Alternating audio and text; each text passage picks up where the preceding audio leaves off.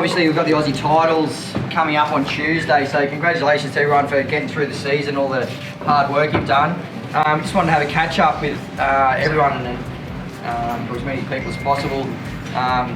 Just as an end of year thing to get everyone together, and also have a bloke talk about how important and how much heritage and a lot of things about how important the Aussie titles are. I mean, we're all a part of keeping the beach safe, but we also train very hard for our surf sport as well. So yeah, Joel's going to say a few words regarding his experience with Aussie titles. So yeah, Joel Lategan. Thanks, mate.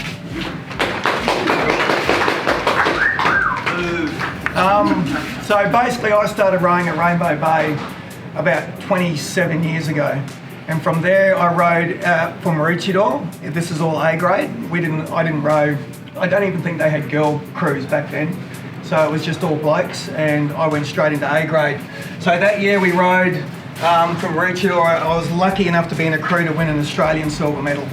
That was my first year at Maroochydore, so that was just fantastic. And then from there we went to Alex, and that year we won. I was really lucky to row with a bunch of blokes. Mark Salmon, Joel, Mick Gibbon, Jamie McKinless and Kenny Seckham. And we won 2 Australian gold medals, open gold medals in a row. And that was one of the gold medals was with the big fella over there that I row with now, Scotty Gilmore. That year we won the Sizzler, we won Branch, State and Aussies.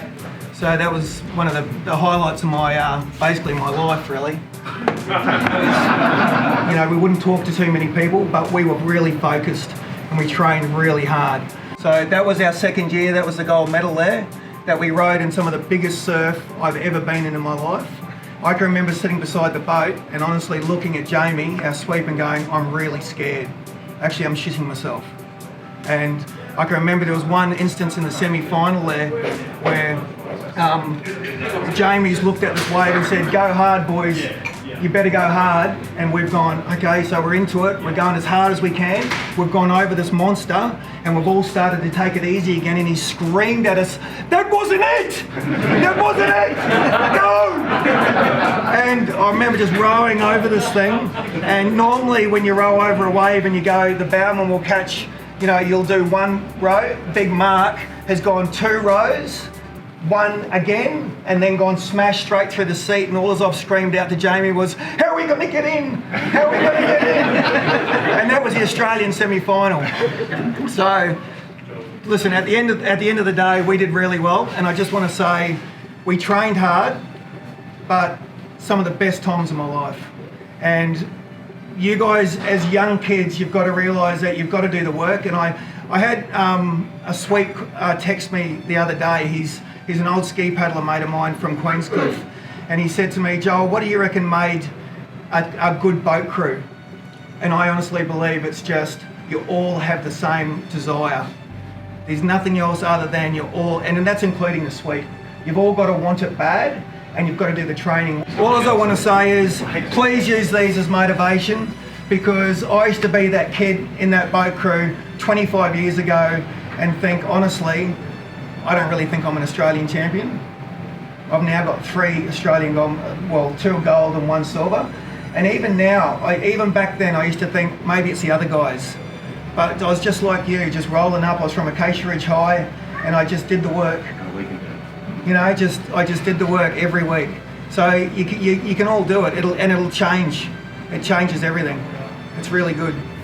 It's a network. Surf Lifesaving is a network. And I just think it's the healthiest and best move I've ever made in my life. So, you know, I've got Jude, my son, rows for Steve Davies at the moment in one of the top junior crews. And yeah, boo. But well, the way I talk to Jude and just say, you know what it's going to do? It's going to set you up for life. You're going to know how to train hard, and now he works hard as well. So it all goes together. So that's the way I look at it. Joel, how did you used to prepare, like, from now to Aussie, like, 4 or 5 days time, like, as a crew, so they all know what you used to do to prepare, like going to motels and no getting women. up and... No women. Definitely no women. Definitely no women. No, we just listen, we'd always eat really well, and we'd just stay positive. Dream no small dreams, for they do not have the hearts to move for they do not have the power to move the hearts of men. And that was his. He used to say that regularly to us. Dream no small dreams, for they do not have the power to move the hearts of men. In other words, even when we used to jog on the beach, you know, we used to jog down there and honestly believe that we were the kings of the beach. You've got to believe it, or else it doesn't happen.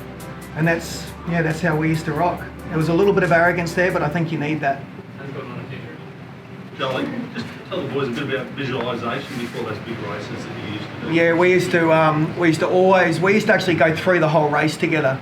Like we'd talk about it, and we'd actually say, okay, guns up, and someone would actually talk through. We'd all take it in turns to talk through the race and go, okay, first stroke, lengthen it out. Let's get it up through the surf.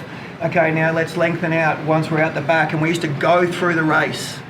But we don't do that now. I'm an old bloke. We do. But your first 3 strokes this morning.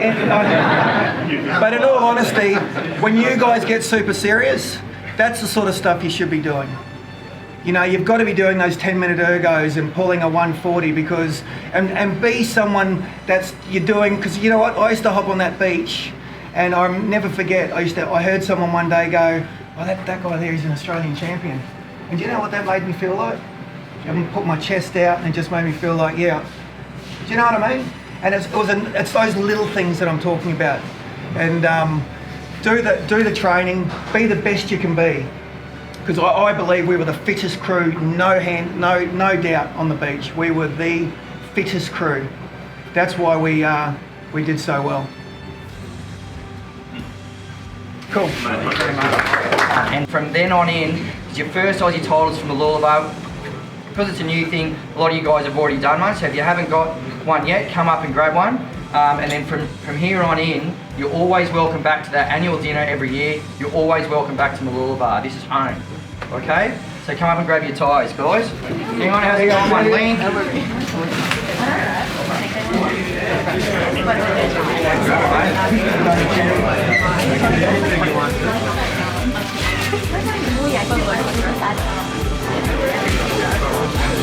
Alright.